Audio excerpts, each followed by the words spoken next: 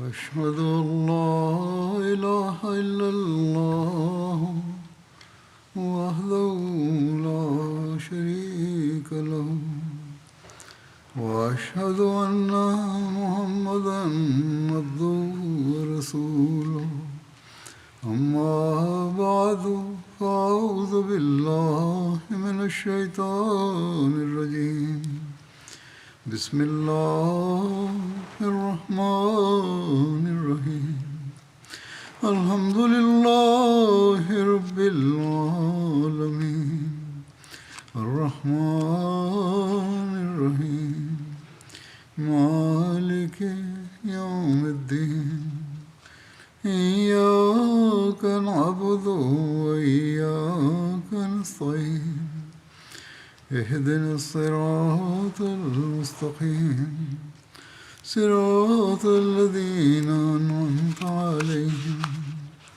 غير المغضوب عليهم ولا الضالين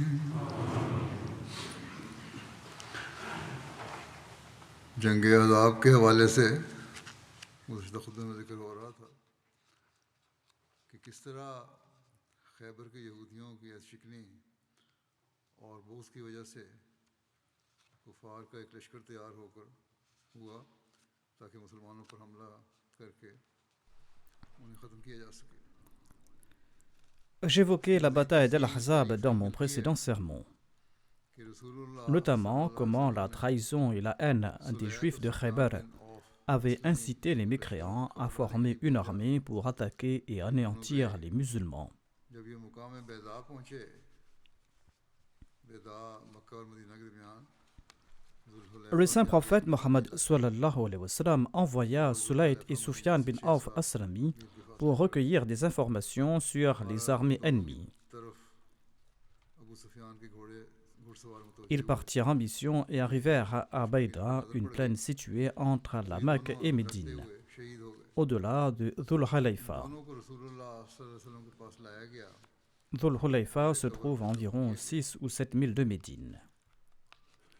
Malheureusement, les cavaliers d'Abu Sufyan les ont repérés तब et les deux messagers ont été tués au combat. घोड़े पर सवार हुए और आप सल्लल्लाहु अलैहि वसल्लम के साथ कई Ils ont été ramenés auprès du saint prophète Mohammed paix soit sur lui et inhumés dans une même tombe. लश्कर के पड़ाव के लिए जगह तलाश की तो सबसे मौजूद जगह ये नजर Lorsque la décision de creuser la tranchée a été prise, le messager d'Allah sallallahu alayhi wa sallam est monté sur son cheval आई से Zubab et il était accompagné de nombreux émigrés et ansar. राज जो है ये मदीना में कोई सला के करीब एक मुकाम था Il chercha un emplacement approprié pour établir le campement de l'armée.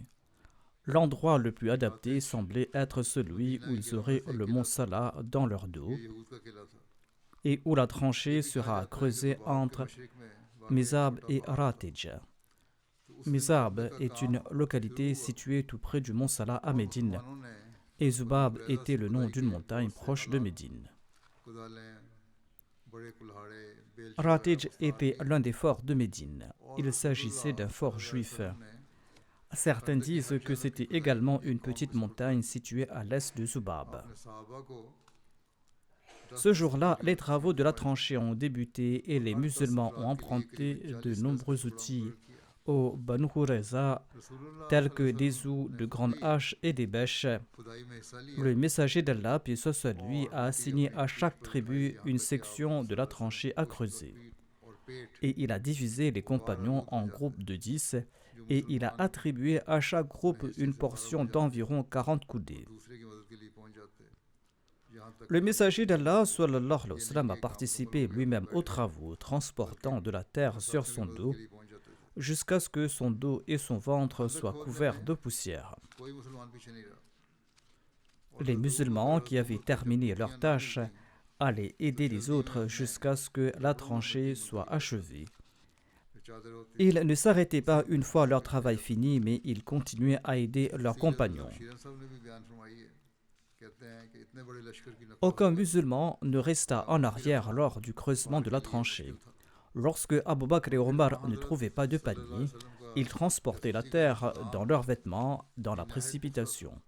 Ils remplissaient leurs manteaux de terre et les portaient ainsi. Hazrat Mirza Bashir Ahmad Sahib a également expliqué ces faits. Il déclare qu'il était difficile de garder secrète la mobilisation d'une armée aussi importante et le réseau de renseignement du saint prophète Mohammed paix soit sur lui était très efficace. Ainsi, dès que l'armée des Korachites a quitté la Mecque, le saint prophète Mohammed paix soit sur lui en a été informé. Sur ce, le saint prophète Mohammed paix soit sur lui a rassemblé ses compagnons et il leur a demandé conseil à ce sujet. Lors de cette réunion consultative, un compagnon sincère venu d'Iran nommé Salman le Perse était également présent. Comme Salman le Perse était versé dans les stratégies de guerre non arabes, il a proposé de creuser un large et long fossé autour de la partie de Médine qui était vulnérable afin de se défendre. L'idée d'un fossé était un concept nouveau pour les Arabes, mais après avoir appris que cette méthode de guerre était couramment utilisée dans le monde non arabe, le saint prophète Mohammed sallallahu alayhi wa sallam a accepté cette proposition. J'en ai fait mention dans le précédent sermon, notamment qu'Allah l'avait informé que cette méthode était appropriée. En tout cas, Hazrat Mirza Bashir Ahmad Sahib ajoute: la ville de Médine était relativement sécurisée sur 3 fronts. Grâce aux murs d'une succession continue de maisons aux arbres épais et aux grandes roches, ces fronts étaient protégés contre une attaque soudaine de l'armée des Korachites. C'était uniquement sur le front orienté vers la Syrie que l'ennemi pouvait envahir Médine. C'est pour cette raison que le saint prophète Mohammed paix soit lui a ordonné qu'un fossé soit creusé le long de ce côté non protégé de Médine. Sous sa propre supervision, le saint prophète paix soit lui traça les signes du fossé et le divisa en segments de 10 pieds chacun, après quoi il répartit ce travail entre des groupes de 10 compagnons. Dans la répartition de ces groupes, un débat amical éclata quant au groupe auquel Salman le Perse serait rattaché. Serait-il compté parmi les Muhajiroun ou bien, étant arrivé à Médine avant l'avènement de l'islam, serait-il considéré comme un des membres des Ansar? Étant donné que Salman était l'auteur de cette idée et que, malgré son âge avancé, il restait un homme actif et fort, les deux groupes souhaitaient l'inclure parmi eux. Finalement, ce désaccord fut présenté au saint prophète Mohammed sallallahu alayhi wa sallam. Après avoir entendu les arguments des deux parties, le saint prophète Mohammed paix soit sur lui a souri et il a déclaré: Salman ne fait partie d'aucun de ces deux groupes, ni des Muhajiroun ni des Ansar. En réalité, a-t-il déclaré, Salman minna ahl al-bayt, c'est-à-dire Salman doit être compté parmi les membres de ma famille. À partir de ce moment, Salman a reçu l'honneur d'être connu comme un membre de la famille du saint prophète Mohammed sallallahu alayhi wa sallam.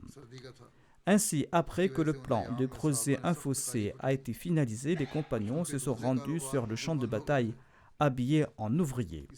Le travail d'excavation n'était pas une tâche facile, d'autant plus que la saison froide battait son plein, ce qui faisait endurer aux compagnons de grandes difficultés.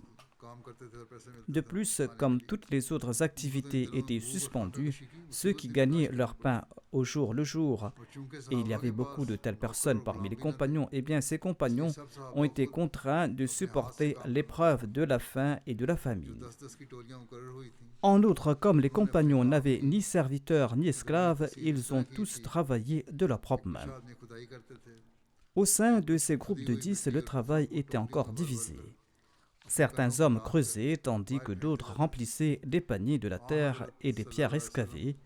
Ils portaient ces paniers sur leurs épaules pour les jeter plus loin. Le saint prophète Mohammed sallallahu alayhi wa sallam a passé la plupart de son temps tout près du fossé et il se joignait souvent aux compagnons pour creuser et transporter la terre.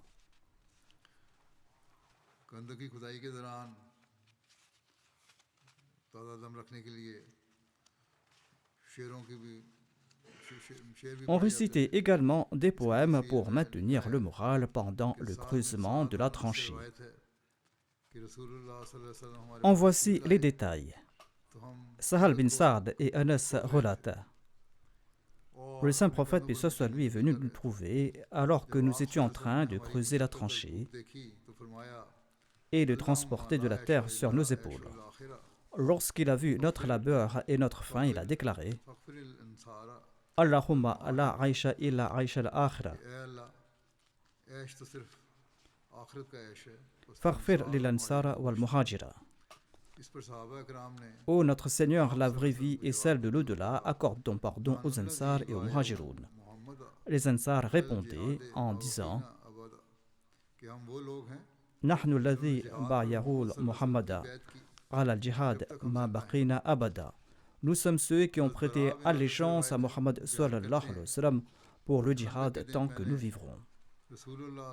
Bara bin Azib rapporte qu'il a vu le messager d'Allah sallallahu alayhi wa sallam porter de la terre pendant la bataille de la tranchée au point que le blanc de son ventre était caché par la poussière. J'ai entendu le saint prophète Mohammed sallallahu alayhi wa sallam réciter ces vers d'Ibn Rawaha.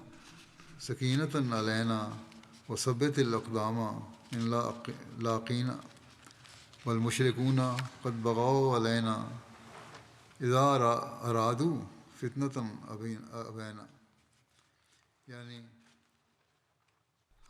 C'est-à-dire, ô notre Seigneur, si ta grâce n'avait pas été sur nous, nous n'aurions pas été guidés et nous n'aurions pas été capables de donner en aumône, de faire la charité et de t'adorer. Donc, ô Dieu, maintenant que tu nous as conduits jusqu'ici, accorde la tranquillité à nos cœurs en ce moment de difficulté. Et si nous devons affronter l'ennemi, affermis nos pas.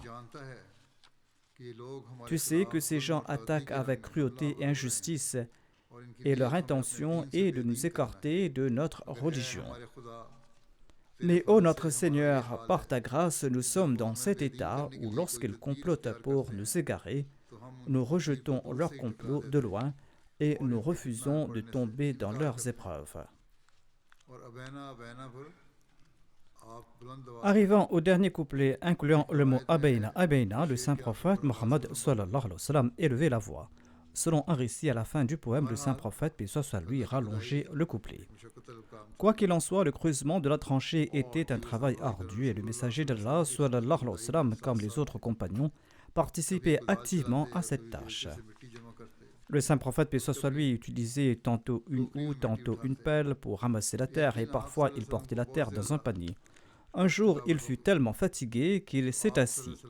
Ensuite, il s'est appuyé sur une pierre de son côté gauche et il s'est endormi.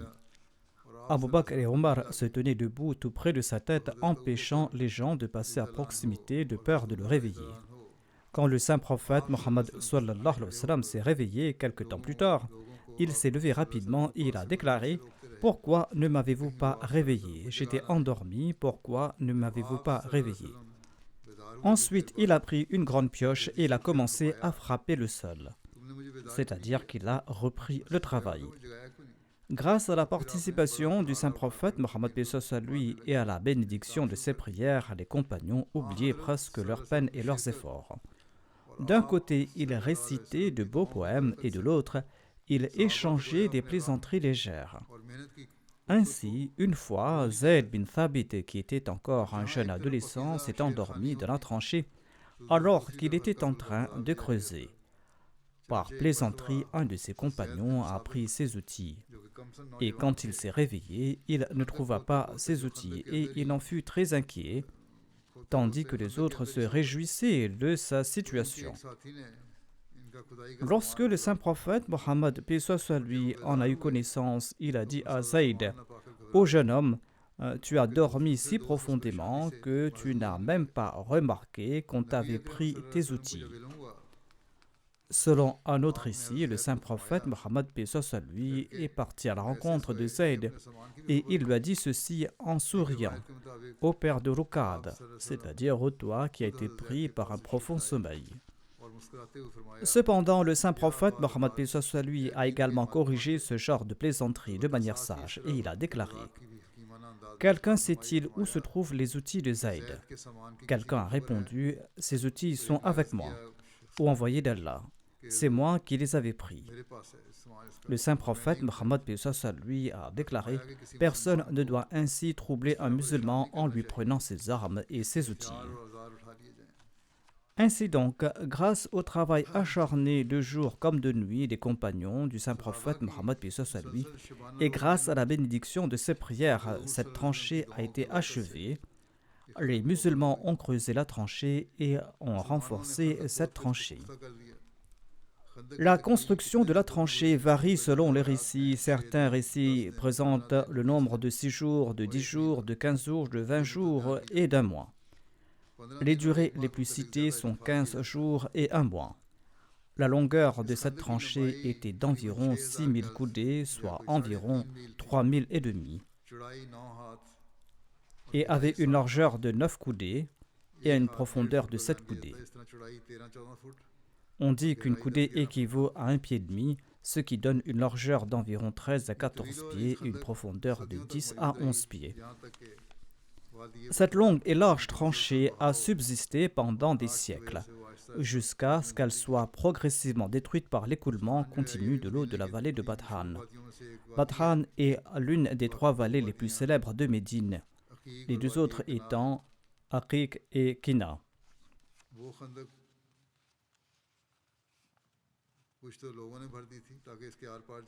Une partie de la tranchée a été comblée par les gens pour créer des passages et le reste a été rempli par les eaux de la vallée de Badhan. On dit que les eaux de pluie et des rivières apportent de la terre qui s'accumule avec le temps, remplissant ainsi le creux. Le célèbre historien de Médine du VIe siècle de l'Hégire, Ibn Najjar, écrit que la tranchée existe toujours à notre époque, bien qu'elle ait pris la forme d'un canal. Ces murs se sont effondrés en de nombreux endroits et de nombreux palmiers y ont poussé. Un auteur du IXe siècle de l'Hégire écrit qu'il ne reste plus rien de cette tranchée aujourd'hui. Ainsi donc, cette tranchée a subsisté pendant 600 ans, mais au IXe siècle, cet auteur dit qu'il n'y a plus de traces de cette tranchée, sauf l'emplacement qui peut être identifié par la rivière qui coule dans la vallée de Badhan.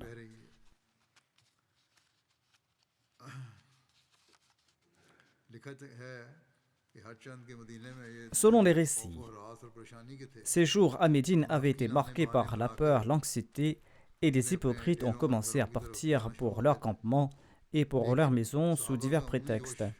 Mais l'enthousiasme et la ferveur des compagnons étaient remarquables. Les enfants et les femmes aux côtés des hommes étaient à l'avant-garde pour les encourager et pour les assister. Les épouses du saint prophète Mohammed lui se tenaient aux côtés du saint prophète Mohammed lui avec détermination et courage en ce moment de danger. Étant donné que la tranchée était creusée en dehors de Médine et que le saint prophète Mohammed lui y séjournait souvent, les femmes et les enfants de Médine avaient été transférés dans les forts solides à l'intérieur de la ville. Ainsi, Aïcha radhiyallahu venait parfois rendre visite au saint prophète Mohammed lui et elle restait quelques jours. Et Salama venait à son tour, ainsi que Zainab. Et les autres épouses du saint prophète lui se trouvaient dans le fort solide des Banu Haritha. Certains ont dit qu'elles étaient dans le fort de Nasr des Banu Zuraik. Selon certains récits, certaines épouses du saint prophète Mohammed lui étaient à Fahr. Il existe divers récits à ce propos. Fahr était le fort de Hassan bin Thabit à Médine. Lors de l'excavation de la tranchée, certains miracles se sont produits. Parmi eux, on rapporte l'histoire d'une roche qui n'a pas pu être brisée pendant les travaux. Selon le récit, lors de l'excavation de la tranchée, les compagnons du saint prophète Mohammed lui sont tombés sur une zone rocheuse particulièrement dure. Malgré leurs efforts, les compagnons n'ont pas pu creuser plus loin. Ils se sont adressés au saint prophète Mohammed lui finalement pour demander son aide. Le saint prophète a pris une pioche, il a frappé la roche et la roche s'est transformée en poussière comme du sable. Selon un autre récit, le saint prophète Mohammed lui a demandé un peu d'eau, il a ajouté de sa salive à cette eau, ensuite il a prié. Ensuite il a aspergé l'eau sur la roche. Certains des compagnons présents à ce moment-là affirment, jurant par celui qui a fait du saint prophète un messager véridique, que dès que l'eau a touché la roche, celle-ci s'est ramollie, et s'est transformée en sable. Cet événement est différent de celui où le saint prophète Mohammed lui avait reçu des bonnes nouvelles concernant les royaumes et les rois. Le second événement concernant les rois est décrit de cette manière. Le premier récit est celui où il a versé de l'eau. Ce récit est celui où il a reçu la bonne nouvelle des royautés futures. Selon un autre récit, on raconte que Salman al-Farsi a frappé une roche qui a résisté à ses coups. Le saint prophète Mohammed a pris la pioche des mains de Salman al-Farsi. Salman n'arrivait pas à briser cette pierre. Et le saint prophète, paix soit sur lui, a pris la pioche et en frappant un seul coup, une lumière semblable à la foudre est apparue. Le saint prophète, paix soit sur lui, a dit Allahu Akbar. Les compagnons présents ont également dit Allahu Akbar et une partie de la roche a été brisée. Ensuite, le saint prophète a frappé une deuxième fois et une lumière est sortie. Le saint prophète a dit Allahu Akbar et une autre partie de la roche s'est brisée. Ensuite, le saint prophète, paix soit sur lui, a frappé une troisième fois et le reste de la roche s'est également brisé. Et une lumière en est sortie. Le saint prophète, paix soit sur lui, a dit Allahu Akbar. À chaque reprise, les compagnons ont déclaré Allahu Akbar. Salman al-Farsi, qui se tenait à proximité, a déclaré Ô messager d'Allah, lorsque vous frappiez la roche avec la pioche, une lumière en sortait et vous disiez Allahu Akbar. Le saint prophète Mohammed a répondu Ô Salman, as-tu vu la lumière toi aussi? Il a répondu Oui, ô messager d'Allah, je l'ai vu. Le saint prophète Mohammed a déclaré La première fois que la lumière est sortie, les palais de Héraclus et de Khosroès m'ont été montrés. Et Gabriel m'a dit que ta communauté va conquérir ces royaumes. La deuxième fois, les palais rouges de Rome m'ont été montrés dans la lumière. Et Gabriel m'a annoncé que ma communauté va conquérir cette terre. Et la troisième fois que la lumière est sortie, les palais de Sanaa m'ont été montrés. Et Gabriel m'a dit que ma communauté va dominer ce royaume. Par conséquent, réjouissez-vous, car c'est une promesse véridique. Tous ont dit, louange à Allah, c'est une promesse véridique. Allah nous a promis de nous secourir après la difficulté. Et lorsque le saint prophète paix soit lui a commencé à décrire à Salman les signes des palais de la Perse, Salman a déclaré, ô messager d'Allah, vous dites la vérité, le palais est bien tel quel. C'est-à-dire, Salman a confirmé la description du saint prophète Mohammed et il a déclaré Je témoigne que vous êtes le messager d'Allah. Ensuite, le messager d'Allah a déclaré au Salman Ces conquêtes seront accordées par Allah après moi. La Syrie sera conquise et Héraclus fuira jusqu'aux extrémités de son royaume et vous aurez le dessus en Syrie. Personne ne vous entravera et ne vous résistera. Et l'Orient sera conquis et Khosroès sera tué. Après lui, il n'y aura plus de Khosroès. Les hypocrites, quant à eux, se moquaient grandement de ces prophéties.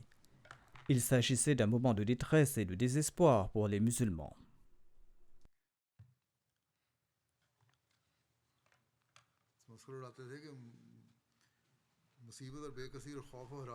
Les hypocrites se moquaient grandement des musulmans.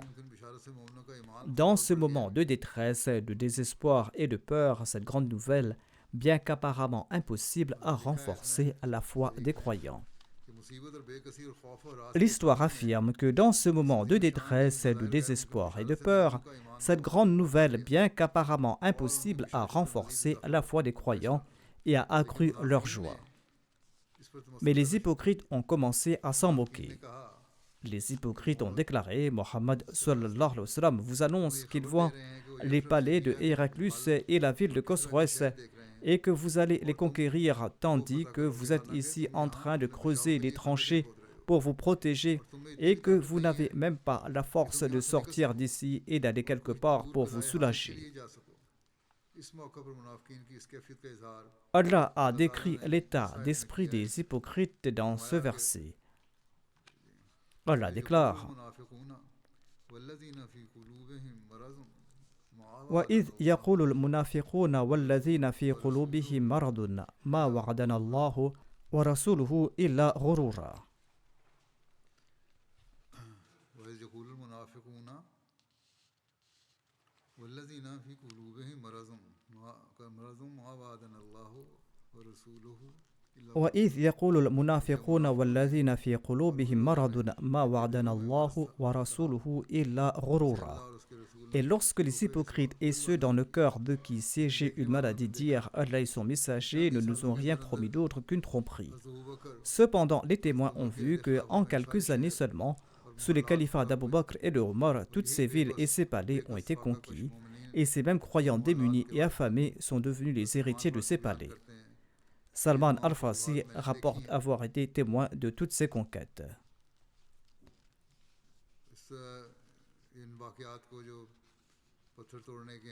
Ces événements liés à la cassure des pierres et les miracles qui se sont produits ont également été rapportés par Hazrat Mirza Bashir Ahmad Sahib à sa manière. Il déclare: dans cet état d'adversité et de difficulté, alors que le fossé était en cours de creusement, une pierre qui refusait de se briser fut déterrée. Les compagnons, après 3 jours de famine ininterrompue, étaient si affaiblis qu'ils s'évanouissaient. Incapables de briser cette pierre, ils se sont présentés finalement au saint prophète Mohammed lui et ont déclaré: il y a une pierre qui ne se brise pas. Le saint prophète Mohammed lui avait également une pierre attachée à son ventre à cause de la faim. Mais il s'est rendu immédiatement sur place à leur demande. Le saint prophète lui a levé une pioche et a frappé la pierre au nom d'Allah. Lorsque le fer a touché la pierre, une étincelle a jailli. Le saint prophète lui s'est écrié: Allah est le plus grand. Il a dit: j'ai reçu les clés du royaume de la Syrie par Dieu. Je contemple les palais de pierre rouge de la Syrie.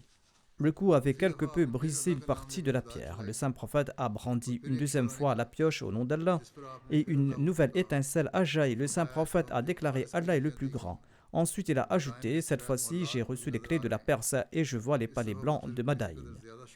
La pierre s'est brisée davantage. Puis il a frappé une 3e fois avec la pioche et à nouveau une étincelle s'est échappée de la pierre. Et il a déclaré: j'ai reçu les clés du Yémen. Par Dieu, je vois les portes de Sanaa. À ce moment-là, la pierre s'est brisée complètement et est tombée de son emplacement. Selon un autre récit, le saint prophète sallallahu alayhi wa sallam a élevé la voix en disant Allahu Akbar à chaque fois. Puis, interrogé par ses compagnons, il a révélé ses visions. Les musulmans ayant surmonté cet obstacle temporaire ont repris leur travail. Ces visions du saint prophète Mohammed lui étaient liées à un état de révélation. Ainsi, durant cette période de difficulté, Allah lui a montré les futures conquêtes et les prospérités des musulmans, insufflant ainsi un esprit d'espoir et de joie parmi ses compagnons.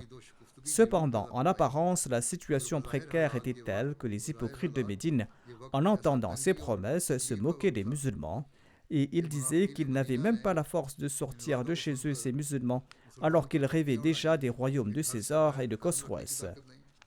Mais dans la connaissance de Dieu, toutes ces bénédictions étaient destinées aux musulmans.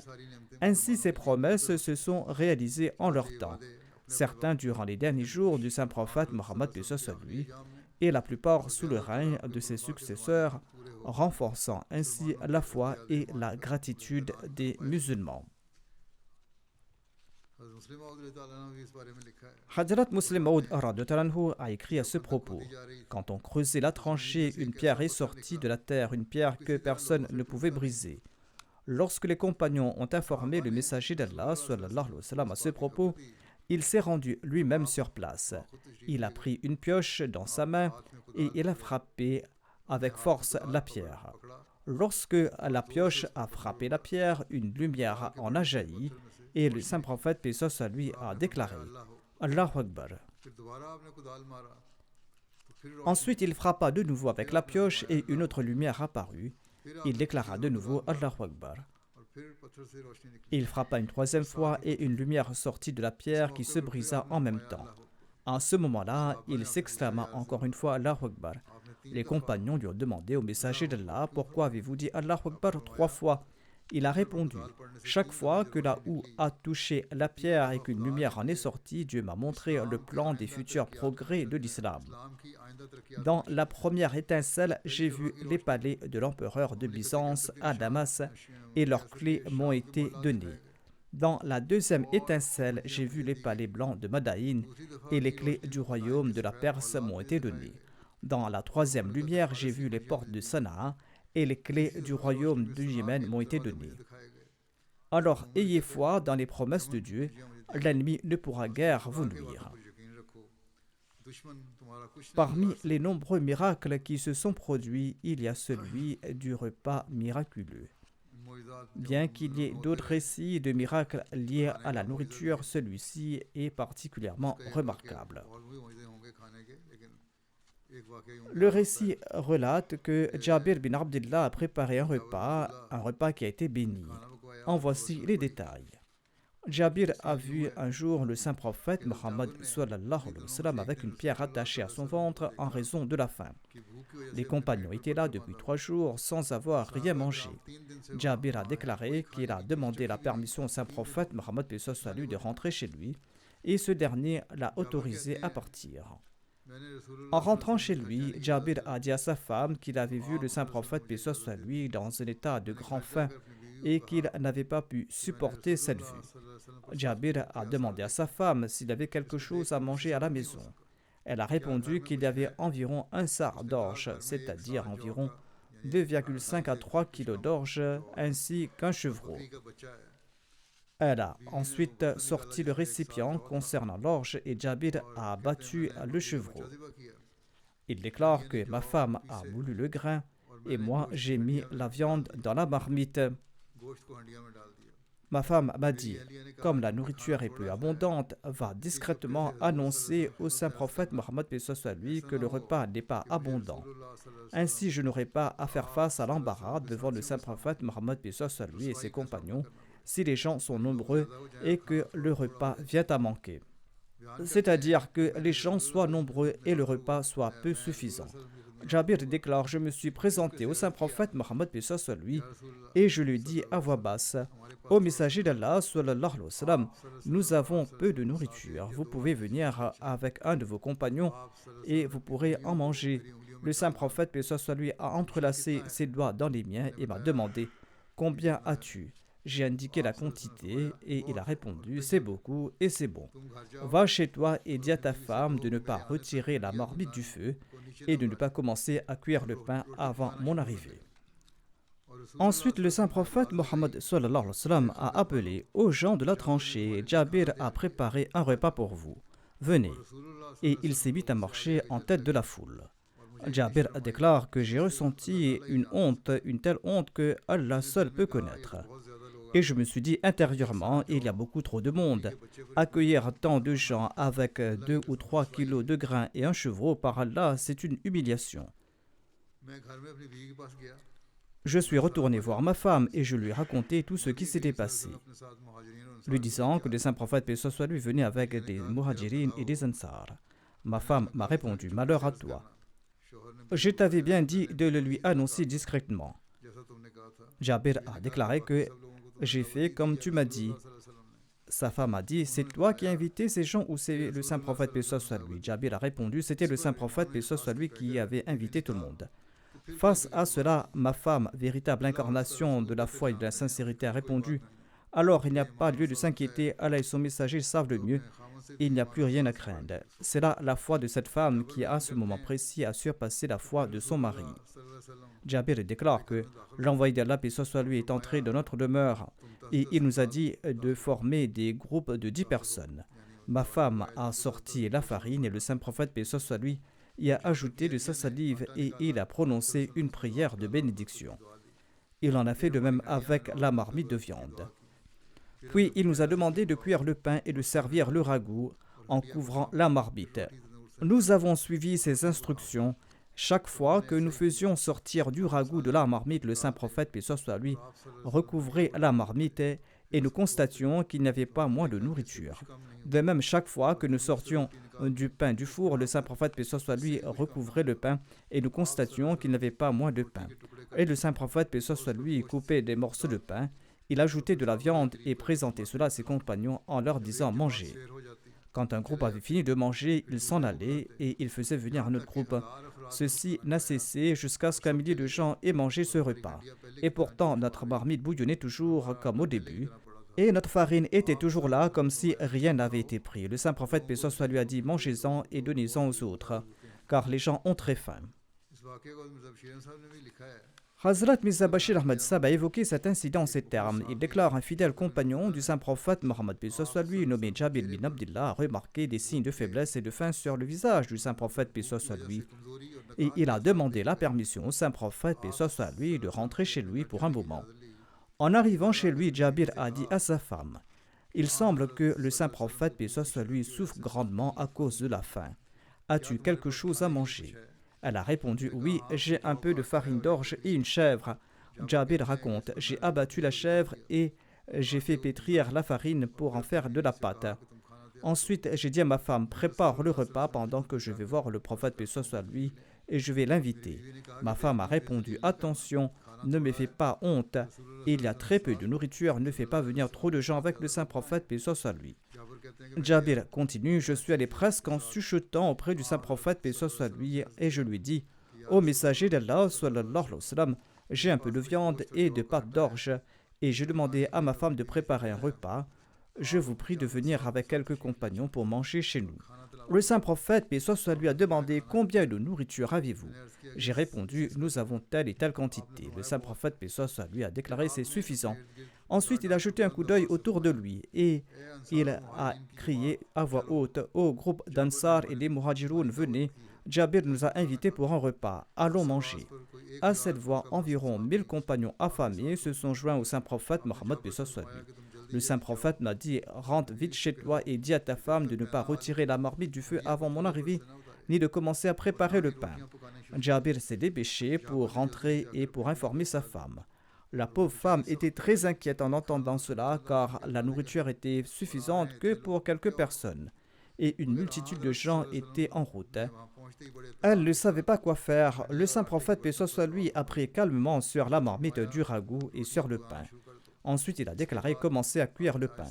Ensuite, le saint prophète, paix soit lui, a commencé lentement à distribuer la nourriture. Jabir relate: je jure par celui qui tient ma vie entre ses mains que cette nourriture a suffi pour tout le monde, et tous ont mangé à leur faim. Et notre marmite bouillait encore et la pâte n'avait pas été complètement utilisée. Inch'Allah, je mentionnerai la prochaine fois les autres détails sur la bataille d'Al-Ahzab. J'attire constamment votre attention sur l'importance des prières. Accordez beaucoup d'attention aux prières, que Dieu renforce notre foi et que Dieu protège chaque Ahmadi partout où il se trouve, que ce soit au Bangladesh, au Pakistan ou ailleurs. Qu'il préserve tous les Ahmadis de tout mal et qu'il sauve le monde de ce feu dans lequel il est en train de s'engouffrer à une vitesse vertigineuse. Que Dieu fasse miséricorde. Dieu est le maître de toute force. Si les gens se tournent vers la réforme, même maintenant, Dieu peut les protéger de leurs afflictions. Que Dieu leur donne la raison et que Dieu leur accorde la compréhension.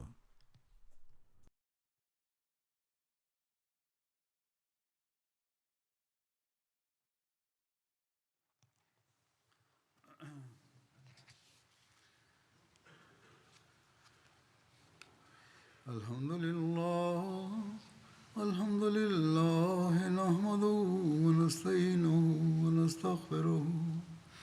ونؤمن به ونتوكل عليه ونعوذ بالله من شرور أنفسنا ومن سيئات أعمالنا من يهده الله فلا مضل له ومن يضلل فلا هادي له ونشهد أن لا إله إلا الله ونشهد أن محمدا عبده ورسوله عباد الله رحمكم الله إن الله يأمر بالعدل والإحسان وإيتاء ذي القربى وينهى عن الفحشاء والمنكر والبغي يعظكم لعلكم تذكرون اذكروا الله يذكركم